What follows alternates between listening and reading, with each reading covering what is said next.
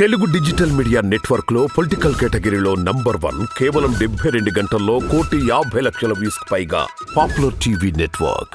బాబాయ్ మీ పేరు? నా పేరు కాసిం అండి. కాసిం. ఎంత ఉంటుంది బాబాయ్ మీ వయసు? నా వయసు 62 ఏళ్ళు అండి. 62 ఏళ్ళు. అప్పటి నుండి రిక్షా చేస్తున్నారా? వేస్తున్నాను. ఏ వయసు నుండి వేస్తున్నారు రిక్షా మీరు? నాకు 22 సంవత్సరాల కానీ.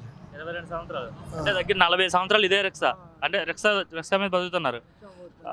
ఎంత వస్తుంది రోజుకి గిరాకీ? నాకండి 300 వస్తున్నాయి. మరి ఎట్లా ఇంట్లో ఎవరెవరు ఉంటారు మీ ఇంట్లో? ఇంట్లో అంతా పెళ్ళిని అండి. మా పిల్లగాళ్ళు అంతా కలిసే ఉన్నాం కానీ ఏదో వాళ్ళు పెళ్ళి అయిపోయినాయి కదా, అంత పెద్ద బాధ్యత ఏం లేదండి నా మీద. మామగారు ఉన్నారా? ఉన్నారండి. మామగారు మీరే ఉంటారు? అవునండి. ఓకే, మరి మీకు 62 ఏళ్ళు, మరి పెన్షన్ వస్తుందా?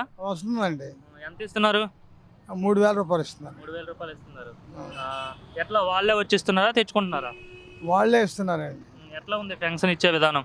వాళ్ళు బాగానే ఉంది. టైంకి ఇస్తున్నారా మరి పెన్షన్? ఆ టైంకి పొద్దున్నే 6:30 ఇస్తున్నారు. మీకు ఎప్పటి నుండి వస్తుంది పెన్షన్? నాకు 60 సంవత్సరాల కానీ వస్తుంది. 60 సంవత్సరాల కింద వస్తుంది. అవునండి. ఓకే, ఎలా ఉంది జగన్మోహన్ రెడ్డి పాలన? పర్లేదండి. ఇంకా మామూలుగా పరిపాలన ఎలా ఉంది జగన్ది? పథకాలు పెట్టడం, ఈ పెన్షన్లు కూడా ఇవన్నీ అంతా ఎలా ఉంది? బాగానే ఉందిలేండి. నిజమే.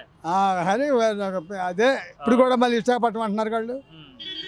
విశాఖపట్నం ఇవాళ పేపర్ చూశానండి ఈరోజు నేను.